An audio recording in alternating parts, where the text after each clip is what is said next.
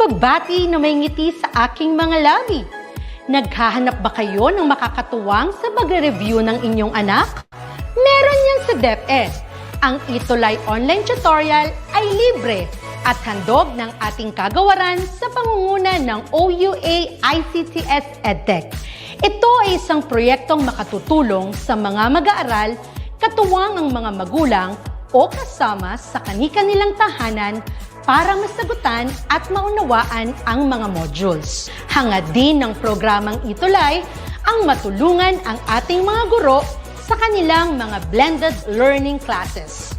Ang ating ETUlay ay mula kinder hanggang senior high school. Bukod sa academics, meron din tayong mga special programs gaya ng All is Wellness, Reading and Math Remediation, Storytelling, Mommy Tech Talks, Classes sa Gramatika, Speech Class, Financial Literacy, at marami pang iba. Pinalawig din ng ETUlay ang ating Alive program para sa mga mag-aaral mula grade 1 hanggang grade 3. Gayun din ay mayroon tayong ALS program at SPED tutorials na makasisigurong makakamit ng lahat ang inclusive education. May SPED hotline na rin para sa inyong mga katanungan patungkol sa special education. Kaya, subaybayan mula Lunes hanggang Biyernes, mula 9 ng umaga hanggang 7 ng gabi ang ating ETUlay. Sa ating pagtutulungan, maiaangat natin ang bawat isa.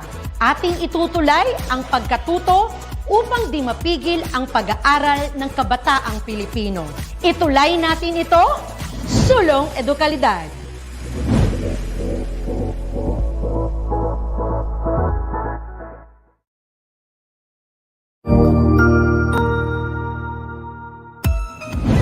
Mabuhay! Good day to all! I am your tutor Madge.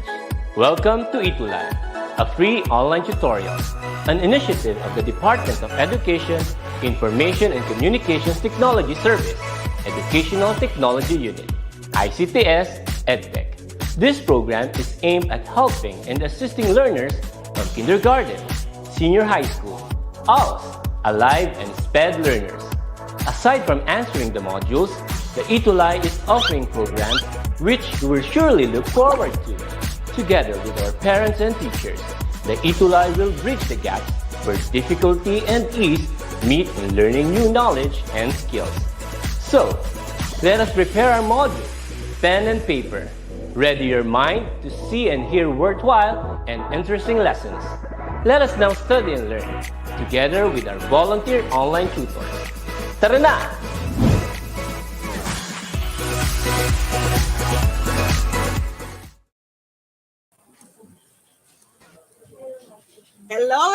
Hello mga ka-ETUlay! Good morning sa inyong lahat mula Luzon hanggang Mindanao. Dahil ang DepEd ETU ay #level up na. We still have episodes na tiyak kagigiliwan ng mga kids. Ang mga tutors natin ay may inihandang mga sorpresa para sa inyo. At dahil level up na talaga, bukod sa mga live episodes, mapapanood rin ninyo ang inyong mga paboritong tutors sa TV, sa channel IBC 13. Ang ating Math Remediation program from grade 4 to grade 6 ay makakasama na ninyo kaming mga math sayahit, math gagandang tutors every Wednesday, 10:30 to 11 a.m. All the way to the land of Lapu-Lapu, kasama natin si Tutor Mel. Good morning, kids! And of course, mula naman sa lugar ng sikat na bamboo organ in Las Piñas, si Tutor Tolen. Hello, Tutor Tolen! Hi! Hello, Tutor Mel. Na-miss kita sobra. You can watch us live here at our FB pages, DepEd EdTech Unit, and DepEd Tayo. Yes, and you can also watch us simultaneously and as a replay in our YouTube channels, DepEd Philippines, DepEd EdTech Unit, and DepEd TV. All Hashtag right? ETUlay level up na talaga, Tutor Mel. We also have Oh, our DepEd ETUlay FB page and YouTube channel. that's correct, Tutor Tolan. And kids, you may scan these codes for your wonderful Itulay experience. Yan, scan, scan, scan. What are you waiting Yes. for, kids? Parents, guardians, and teachers, do support us by clicking the subscribe button, notification bell for updates, and you will surely learn from all our DepEd ETUlay online tutorial episodes, from kinders to senior high school in all subjects. Yes, and we are also happy to tell you, kids, that DepEd Itulay Facebook group has now 72,600 members and counting. So what are you waiting for? Do follow, like, and be a member too para updated ka sa mga bagong episodes dahil talagang hashtag level up na ang DepEd Itulay. Kaya nakakatuwa at nakakataba ng puso talaga ang pagsubaybay at participation ninyo mga kids. Tama, yes, that is correct, Tutor Tolen. And Tutor Tolen, may bago tayong lesson this week. Our math remediation lesson for this week is all about solving simple equations involving one operation. Wow! So at the end of this tutorial, you will be able to solve for the unknown value in simple equation involving one operation on whole numbers and fractions. Yes, but before that, Tutor Tolen, let's have a review first of our past lesson. Okay, so Okay. it's all about measuring volume, particularly cube and rectangular prism. Right? Now, kids, laging tandaan that a three-dimensional figure has a length, a width, and a height. Alright? And three-dimensional figures, or yung tinatawag natin solids, we have to know that the amount of space that this three-dimensional figure is actually the volume of that figure. Diba, Tutor Tolen? Yes, Tutor Mel. And all we have to do is to, oh, naalala ko to, Tutor Mel, itong rock na to. This rock has a volume because it occupies space. Yes. And if you put this rock into a glass of water, that means the water rises. Kasi ang bigat ng rock, Tutor Mel, parang ako. Kaya angat yung tubig. Tama. Yes, that is correct, So Tutor Tolan. The the water is water is displaced. displaced. Yes, because the rock occupied space in the glass and it forces the water to move out of its way. Correct. Now, kids, lagi ring tandaan that all three-dimensional figures have volume, including yourself, kids. Okay. Now, if we look at this rectangular prism or cuboid, makikita ninyo, kids, that it has three-dimensional figures, the length, width, and the height. All right? And because this is a solid, we know that this figure occupies space. All right. Now, looking at this rectangular prism, kids, we know, for example, that this figure, it has a length, width, and a height. So, for example, this rectangular prism is made up of 3 units cube. Right? So, we will be inserting 3 units cube, 1, 2, 3.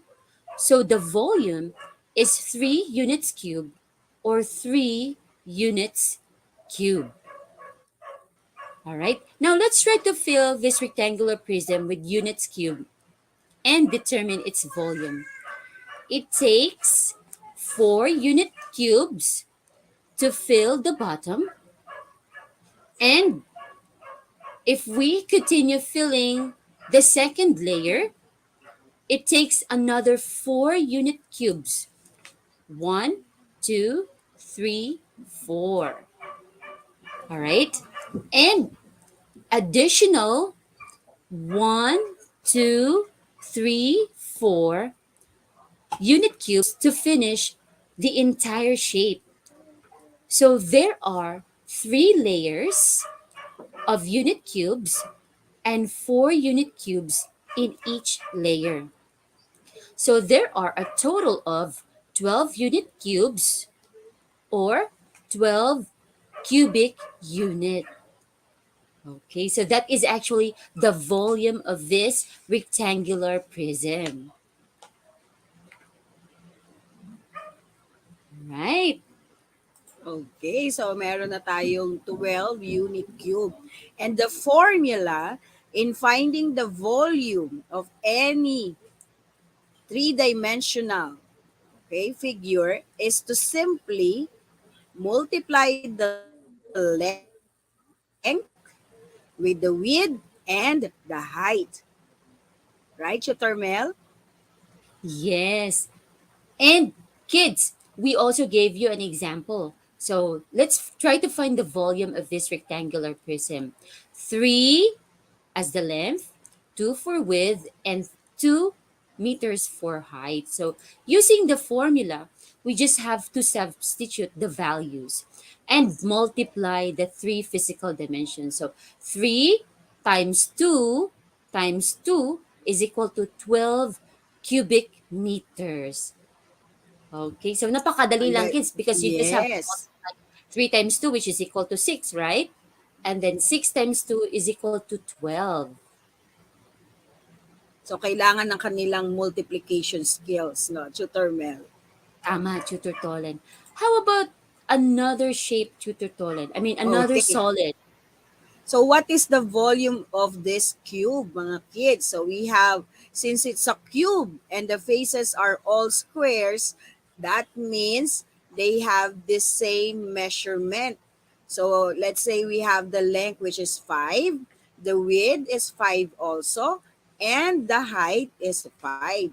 So substituting the given values on our formula, all we have to do is to multiply 5 times 5 is 25 times 5 is 125. Since it's volume, we read this as 125 cubic centimeters. Okay, so napakadali lang, kids. All right. So, Tutor Tolen, may bago. We are going to teach our kids this Wow! morning how to solve simple equations involving one operation. Ang ganda ng background natin, Tutor Mel, ah. Very inviting ang beach dyan, ah. Oo nga. Okay. Makakapag-relax ang mga utak ng mga kids pag nandyan kayo sa beachfront. Yes. Dahil nga summer, no? Napakaganda Tutor Yes. Tolen, yes. Mag-family bonding, lalo na pag weekends. So, All paano ba right. mag-solve ng equations involving one operation, Tutor Mel?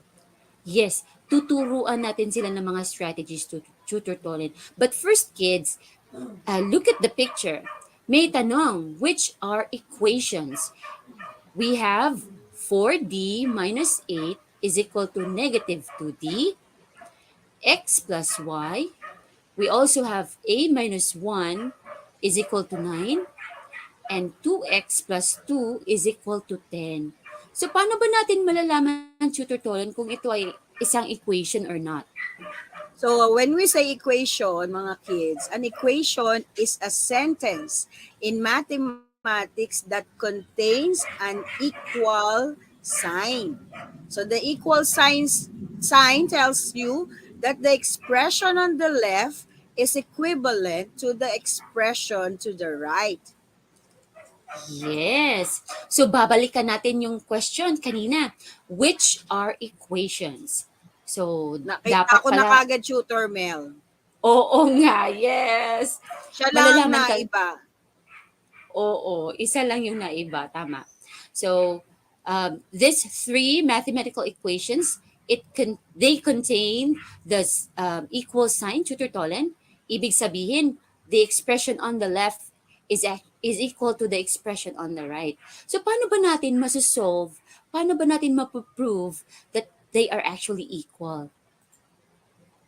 So tuturuan natin ang mga bata, Tutor Tolen, how to solve an equation. Yan. Ready na ba kayo mga kids? Alright. But bago yan, Tutor Tolen, let's try to know these words, mathematical words, para madali nilang maintindihan. So first off, kids, let's understand what do you mean by a variable. So pag sinabi nating variable, unknown yun. And it's represented by a letter which may take on different values. So yan yung hinahanap natin, Tutor Mel, right? Tama. Yes. Correct, Tutor Because we Tolen. also have a constant, wherein this constant is a fixed value that does not change. So ito yung mga numbers na kasama nung ating variable. Yes, very good. And solution of an equation is actually the number that makes the mathematical statements true. So yan yung magiging value nung unknown na hinahanap natin. And there are four, right, Tutor Mel? There are four mathematical operations that we use, but these are the inverse operation when we use these operations. So if we have an addition on our equation and we have to use it in our equation, ang opposite operation niya will be subtraction. If there is an operation that involves multiplication, ang opposite operation niya ay ang division. And vice Yes, versa, Tutor Mel, di ba?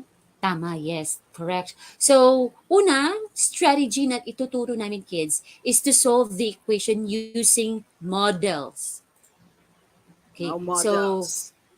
correct, yes. So let's have example number 1. So x plus 3 is equal to 7. Okay, so kung titingnan nyo ang mathematical sentence, yung hinahanap natin is the value of x. So ito yung variable o unknown. Right, Tutor Tolan? Yes, and it can be represented by any letters in the alphabet, yung unknown Yes. variable. Yes, correct. Okay, so kung gagamitin natin ang models to solve this mathematical equation, let's just imagine class. Let's use a model like a glass for x and then triangles for our constant here, 3. Okay, and for our solution for this equation, we will also represent it with the same figure, yung triangle. Right. So there are 7 triangles on the right side of the equation. Yes, tama. Okay. Now, all we have to do is to remove the same number of triangles from each side of the box until the glass is by itself on one side. So, tatanggalin natin ang 3 dito. So, 7 minus 3. And here, tatanggalin rin natin ang 3 dito. So, we have 3 plus 3 minus 3. O, diba? Okay, and we can do a cancellation. So, yung matitira na lang, Tutor Tolen, or kids, ay yung x, yung hinahanap natin, which is also represented by a glass. Okay, so ang value pala ng glass, Tutor Tolen, is equal to the number of triangles left on the right side, which is 4. Okay. All right, and if we are going to, babalikan natin yung slide kanina. If we are going to substitute the value of our x, which is equal to 4, 4 plus 3 is equal to 7. Yan. Since we are solving equations, di ba, Tutor Mel, we always make it a point after looking for the unknown value, we have to check if your solution is correct. If the Yes. solution satisfies the equation, that means your equation is equal to each other. Yes, very good. All right. Hearts, hearts naman dyan. And happy faces to um, tell us that if you were able to understood our lesson. Okay? Kung hindi pa, bibigyan pa namin kayo ng another example. Right, Tutor Tolen? Yes, Tutor Mel. Okay. All right. So let's have another example, Example. Tutor Tolen. Yes. Okay, This so time we are use, going to use steps. Yung steps yeah, na yung gagamitin natin, hindi na models. Go, Tutor okay. Tolen. So if we have this equation, using the step in solving an equation, b minus 4 is equal to 9. The first step is we have to write the equation first, and then number 2, group similar terms in one side. Number 3, perform the indicated operation. O kung addition ba yan or multiplication ang involved. And then number 4, simplify the answer. So palagi sa mathematics, lagi tayo nagsisimplify ng sagot. And number Mm-mm. 5, we have to check if our solution is correct. Yes. So Very good. going back to the example, number 2, first step, write the equation. So we have b minus 4 is equal to 9. Second step, we have to group similar terms in one side. So all the constants should be written on the right side of the equation. So we will now have b is equal to 9 plus 4. So remember, may opposite operations tayo. From addition, since we group them together on the right side, magiging plus 4 na siya. When transferred on the other side, use the inverse operation. And it changes from subtraction to addition. So we will now have b is equal to 9 plus 4. So 9 plus 4 is equal to 13. So that means our B now is equal to 13. And then Yes. the next step, okay. So kids, remember, kapag addition, ang opposite operation niya, subtraction. Kapag multiplication ng operation ng equation natin, ang opposite operation should be division. Yes. Very good. Okay, and then the third and fourth, okay, steps in solving the equation, we have to perform the indicated operation. So, ang indicated operation natin is addition. So, 9 plus 4 is equal to 13. So, that means 13 now is the simplified answer. So, last step, kids, we always have to be able to check by replacing the value of b, which is 13, to our original equation. So, ang original equation natin, b minus 4 is equal to 9. And then we substitute b with 13. So, 13 minus 4 will be equal to 9. So, you would notice yung nasa left, which is 9, is also equal to the number on the right side. So, kapag nangyari yon, ibig sabihin, tama yung nakuha nating solution. Right, Tutor Mel? Yes. Very good. Napakadali lang, kids. All right. So, again, Send hearts, us hearts, hearts heart, naman dyan. heart. Oh, yes. Very good. Okay. Now, Tutor Tolan, let's give them another example. We will still use the steps in solving an equation. All right.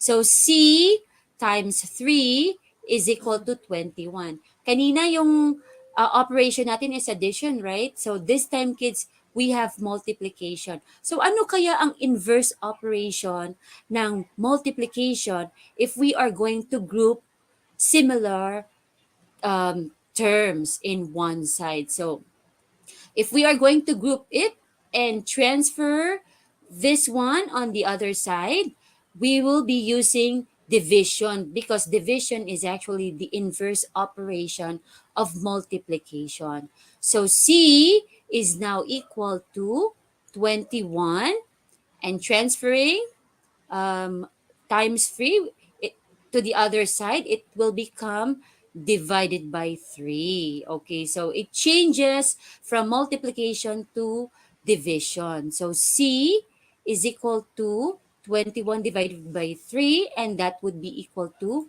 7. Now, laging tandaan, kids, you always have to check your answer to verify if the solution of your equation is correct. So, gagamitin natin yung original equation. C times 3 is equal to 21.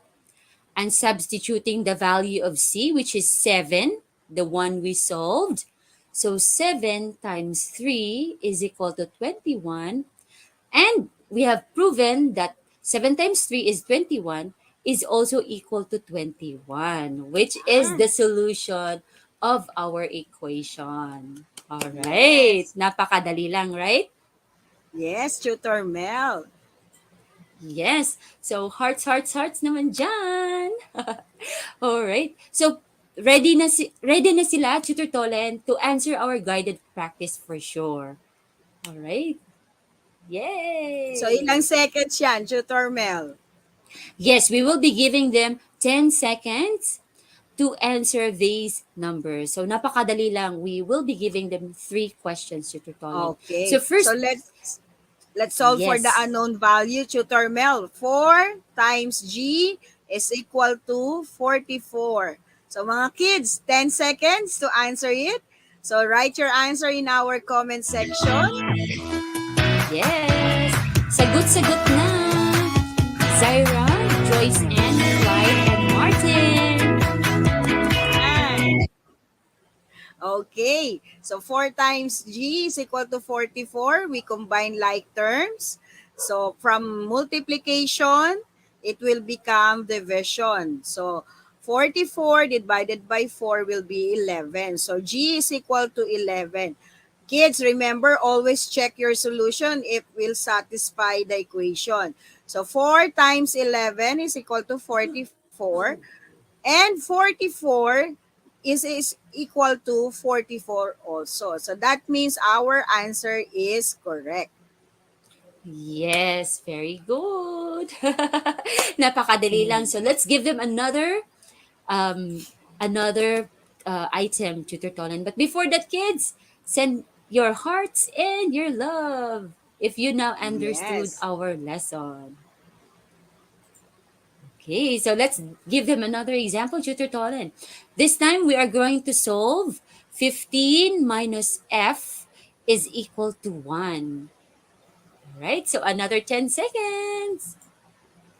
So hello kay Iñaki, kay Riri, at sa aking mga co-teachers sa Talon Village National High School. Especially kay Mira. Okay. Hello po. All right, kids.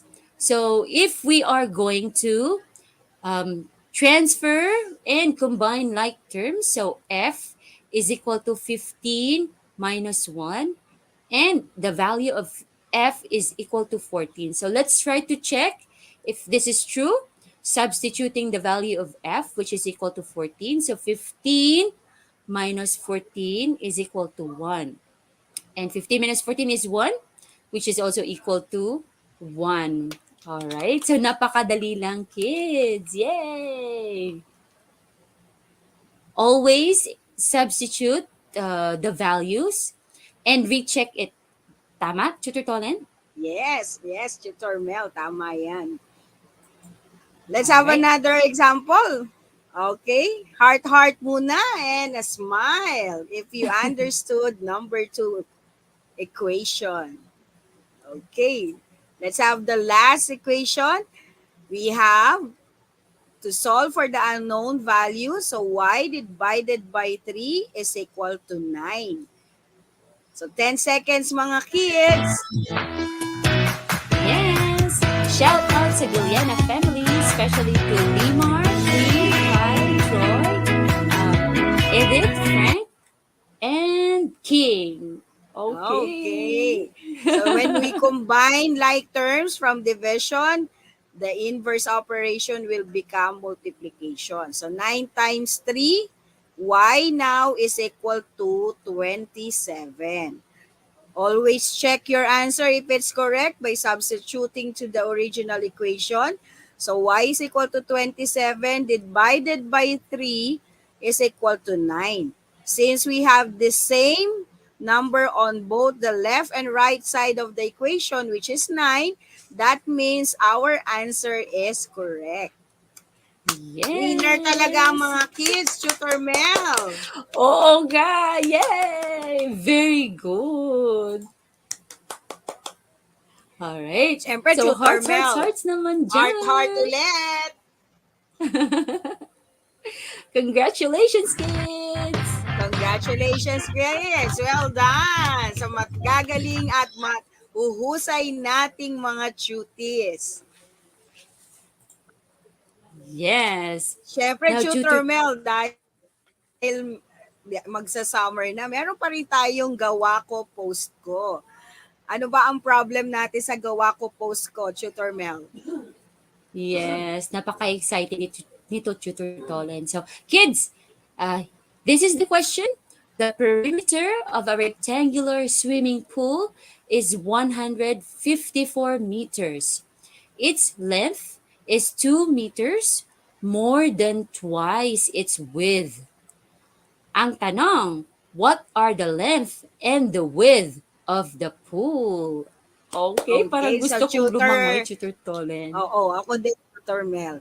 So, ang gagawin ng mga kids natin in our gawa ko, post ko problem is they have to correctly answer the word problem and they have to wear their best swimwear while showing your solution and final answer to the problem. So let's go. It's time to beat the heat with hashtag ETUlay level up, hashtag tutor Tolen, and hashtag tutor Mel. So don't forget to post Yes. your answer in our DepEd ETUlay page. Yes. So mga kids, don't forget, DepEd ETUlay and tutors, as plus you, multiplied by your smile, minus the drama, a fraction of your heart, we will be able to solve problems because we make the perfect equation. We want to salute DepEd ETUlay for finding ways to help all learners continue learning despite this pandemic. We may be divided by the screen in front of us, but DepEd ETUlay will always find a way to attain our one goal. And that is ETUlay, ang pag-aaral ng lahat. Sabi nga ng nasa taas, I love you and you are my children because I am you. That's correct, Tutor Tolan. With our Lord's guidance and divine providence, maitulay natin ang pagkatuto ng mga bata kahit nasa kani-kanilang mga bahay tayo. So mga kids, magkita-kita tayo every Wednesday, 10:30 to 11 a.m. for our grade 4 to grade 6 math remediation program. You may catch us live via our Facebook pages, DepEd ETUlay, DepEd EdTech Unit, and DepEd Tayo. Also in our YouTube channels, DepEd ETUlay, DepEd Philippines, DepEd EdTech Unit, and DepEd TV. Yes, Tutor Mel. We also want to hear feedbacks from them. So scan this QR code for your ETUlay feedback experience or type on your web browser https://tinyurl.com/ETUlay feedback form. Scan, scan, scan. Yes! Kaya mga kids, bilis lang ang araw. Kaya halina't mat-aral, matuto, at mat-enjoy. Daghang salamat sa pag-tune in at panunood ng aming episode this week. Kami ang inyong math sayahing tutors every Wednesday, 10:30 to 11 a.m. Up next, storytelling K-3 nila Tutor Romery and Tutor Julie's Beth.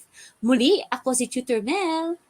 At ako naman po, si Tutor Tolen, as we always say, hashtag happy lang Happy lang always. always. See you next Goodbye, episode, kids. kids. Bye!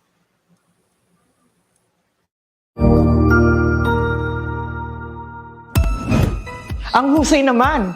Natapos mo ang iyong tutorial session kasama ang iyong mahusay na ETUlay tutor. May bago ka bang natutuhan? I-share na yan gamit ang hashtag ETUlay Level Up. Huwag aalis ha dahil may susunod pang programa na pwede mo ring panoorin at salihan dahil naghihintay na ang iyong mga tutors. Happy learning dito sa ETUlay!